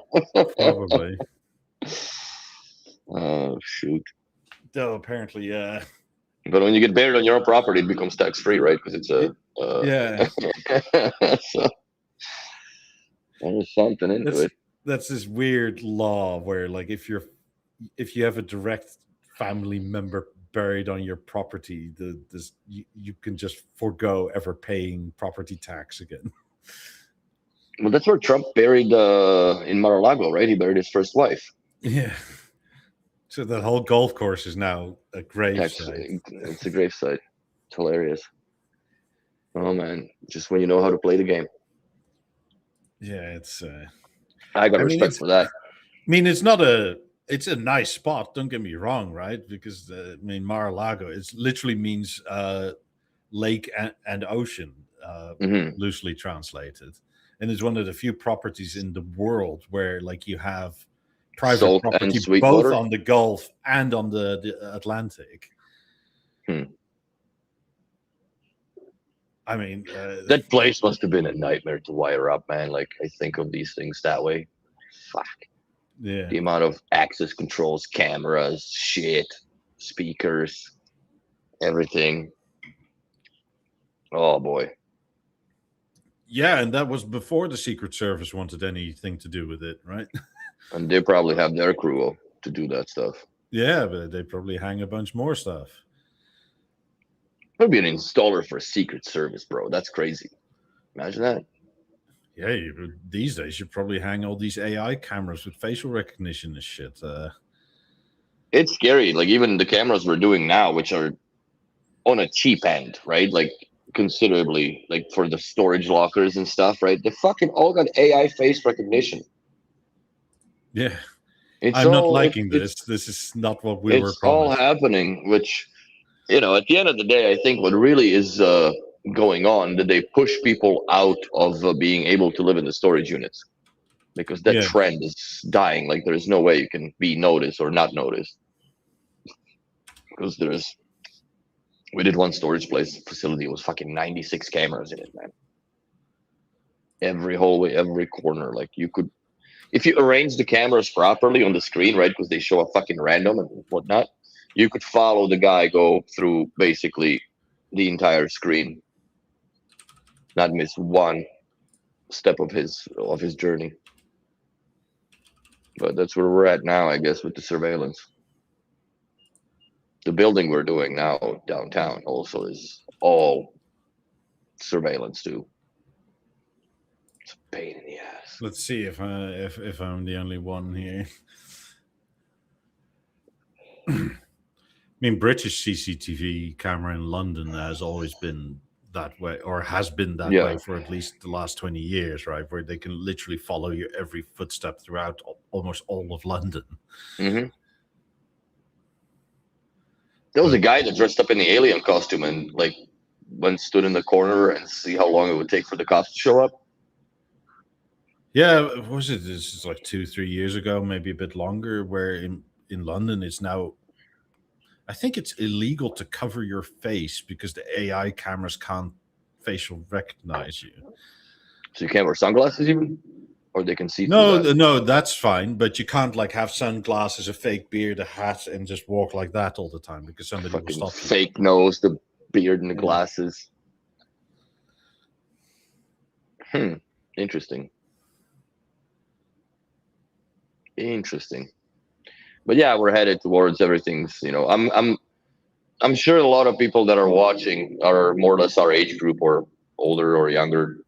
But I have to say I'm grateful for the time and era of where we were as people evolved. I've grown up in, because I was pre-internet, pre-cell phone. Same. Pre-fucking VCR, you know. I think reel-to-reel tapes were cool when I was born. I remember that because I made a spaghetti out of that fucking Dark Side of the Moon reel, and that did not like that at all. I remember that dude. I was like 4 years old, and I remember it. They flipped the fucking lid, man. He was pissed. Which now, in retrospect, if I did, like, had my son do that shit, I would have flipped out too, right? Yeah, but I guess the difference is, right, like, now you can just download it. Yeah, it's whatever. Well, not just that. These days, you would probably have it on video. Mm-hmm. And somebody would probably post it at some point. Maybe you would post it, like, can you see what my kid did? God damn it, you know? And yeah. I'm not one of those. I don't brag to the internet. I don't go cry on Instagram about shit. Like, there'll be a lot to cry about, but I don't care for it. No, but even if, I don't know, kid plays in the park and wipes out because of doing something stupid, right? That's now forever online for everybody to see. Oh yeah, somebody's recorded it. Yeah, I don't know. You want to ask a girl out, and you're already kind of like jittery, and now most likely her friend is filming, right? Like that's right. And oh, dude, and yeah, and then it's awkward, and then she smears you all over the internet that you're a weirdo. Yeah. So like every face plant is now public, which is not great. It's the time. Yeah, I don't know. Maybe the kids nowadays don't really see it because they've grown up in it. It's just like we've grown up in nothing and not having it, right? Like I remember when I went out, I was fucking out till I got back. Yeah. There was no way of getting me. You know, when I moved to Canada, the pagers were cool, right? I didn't have a pager, but my buddy had a pager. You fucking page him the number and 911 on the back of it, right? He runs to the freaking phone booth, calls you up, and he just like, hey, what's up? I was just wondering what you're doing. Fucking dude, I spent 15 minutes racing to a phone booth just to call you, and you tell me that. I remember that. Fudge sticks, man. That was yeah. The times were better, I guess. I don't know if I guess I'm showing my age, but at this point, my headphones match my hair. Pros and cons, right? Like it was much more intentional. I mean, maybe I'm misremembering, but there was a lot less cancellation of appointments back then. Because 100%. You just couldn't let the other side know, right? If you were gone from home. Mm-hmm. If you said you were going to be there to play dentist, whatever, right? Like as soon as you left the house, you couldn't let them know that it wasn't going to work.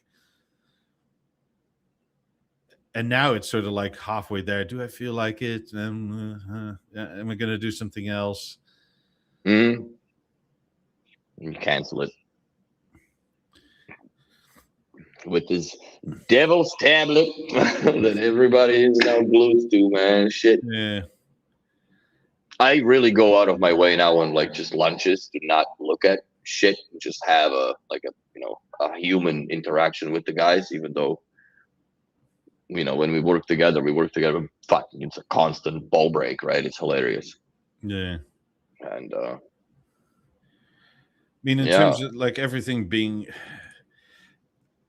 so like recorded, apparently Florida, like not around here yet, but it's most likely coming, but there is more and more pushback. Like Florida has these flock cameras. The hell are those? It's essentially security cameras that the police use, but it's not owned by the police and it's owned by some third company, but they're also not open to auditing at all, but it has all this AI tracking and everything in it. That's not kosher at all. Yeah, so there's already several people that have been arrested over and over and over because their license plate looks too similar to somebody that's in some database somewhere. And so it's a lot of false flags. Says, we can't remove it, right? It's in the police database, and the police say it's not our cameras. And every time you drive past one of these cameras, this camera calls the police, like a person with warrant out. Jesus Christ, it's a waste of resource to begin with, and you stressing in time. Yeah. Being pulled over and re-explaining yourself every time. Jesus Christ. Yeah, this one guy had a truck, and his license plate ended in an O, and it was close to a 0 because O's and zeros apparently AI reads that the same. So that's funny because we don't have zeros. Oh, sorry, we don't have O's in our alphabet here in the license plates. It's a 0. Yeah, so the police just put both versions in, and this guy's been arrested for like 12 times already, just driving to and from work. Jesus Christ, I'll change my fucking plate. God for him. Yeah, sure, but that costs money, right? Of course. So, and then the police is, well, that's your problem. It's like, is it though? Yeah, no, that's insane. That third party offloading stuff is not a good idea. I don't think it's a good idea. Everything leaks. if you go on YouTube or something like that, you can see people are like sort of going against it because apparently these cameras also have a bunch of antennas in it to capture all the Wi-Fi devices nearby and the Bluetooth devices. I got census. This is not to change topics, but just like speaking of information gathering, right? There's two type of sensi or sensei. I don't know what the fuck is the plural of senses.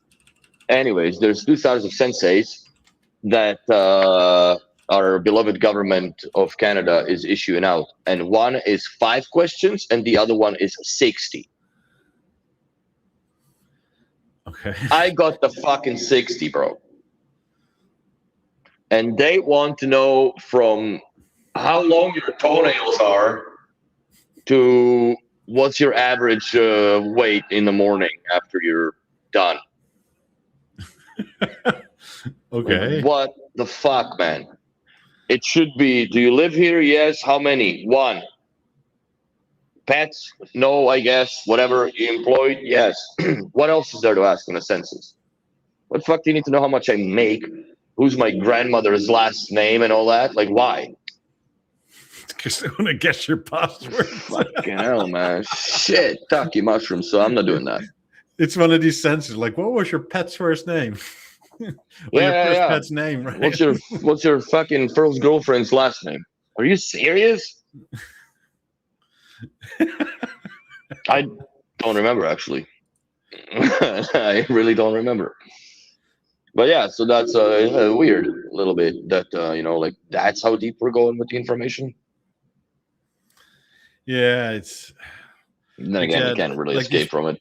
These flock. So like your phone, right? When you're not when you're out and about and you don't turn your Wi-Fi off, that doesn't mean it's unpingable. So this is how supermarkets and stuff, they track you through your Wi-Fi device, how you walk through the store, and that's how they know where to put stuff, because they know. That's why I've heard of that, and I started leaving my phone in the car. You guys, you're not gonna know where I'm walking. But these flock cameras, right? They're all over outside on the street and whatnot, and they capture that too, and they register it, and then they try to find through Bluetooth what the device is named, and then connect that. And I know that they do that here with the what is it, dynamic pricing, I guess it's called. Oh yeah, we're getting that too.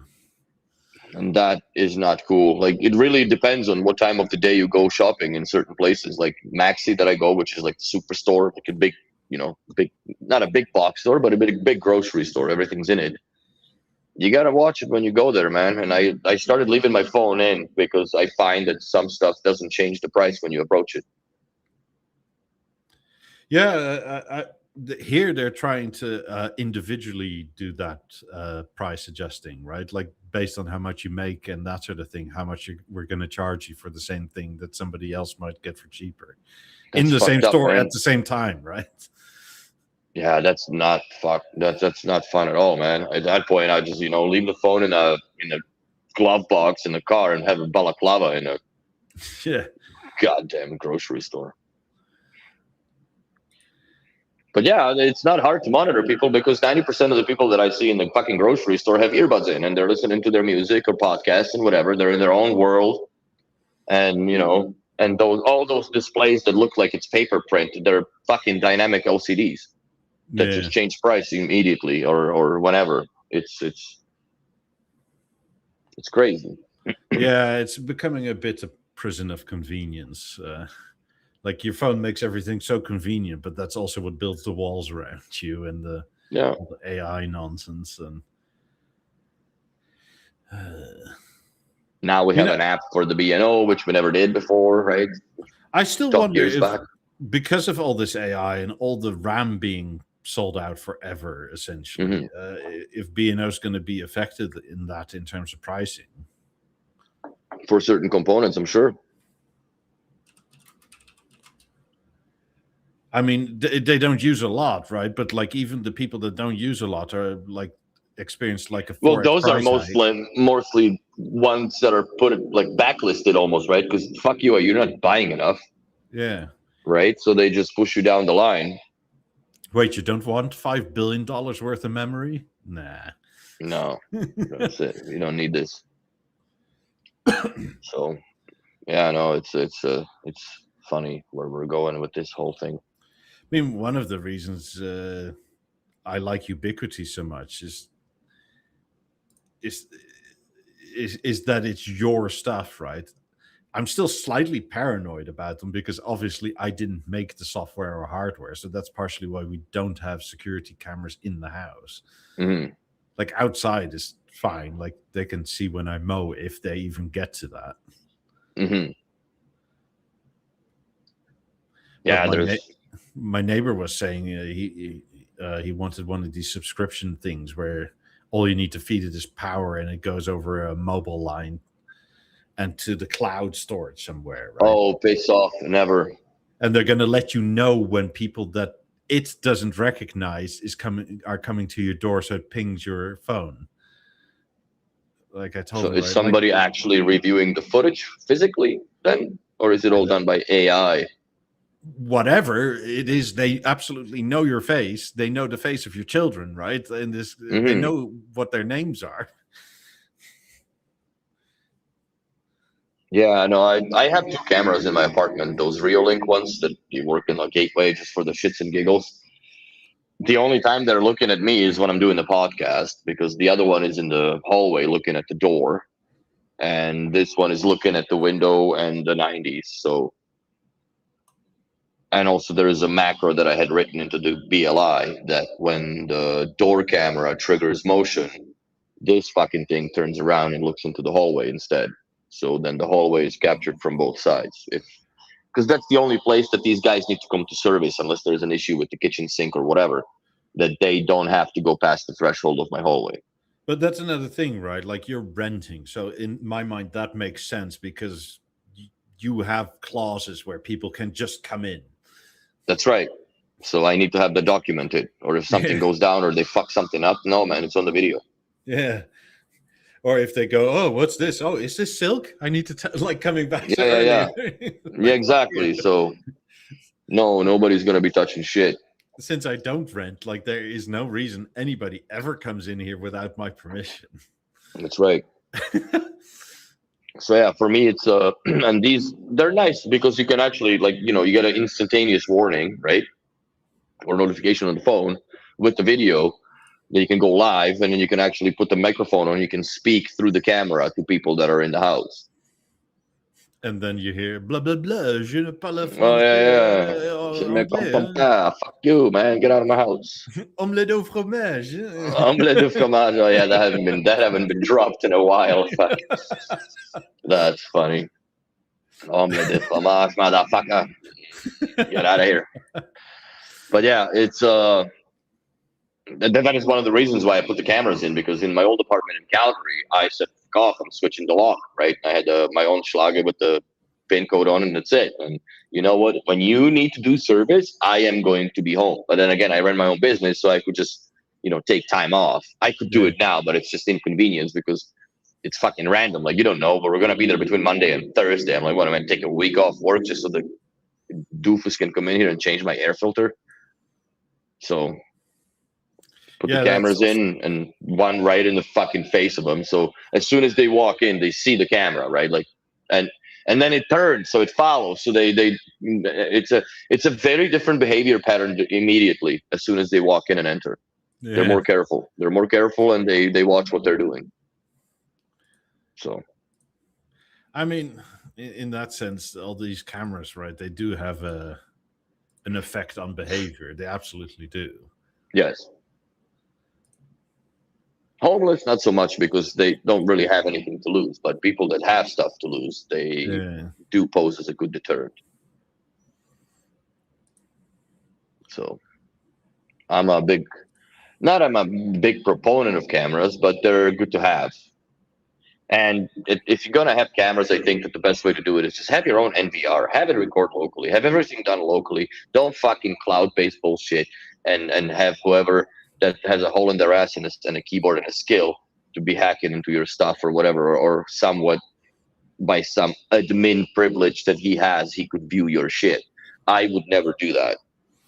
Yeah, this is why I like Ubiquiti so much, because like none of the cameras are Wi-Fi either, so you can't like signal hop or anything. Like they're like my cameras are all wired, right? So you have to like splice into the wire to get the signal from the camera or something, or hack it through the firewall or something like that. Yeah. But for specific camera views, right? Like I'm gonna notice when somebody's on like on a ladder, like putting clamps.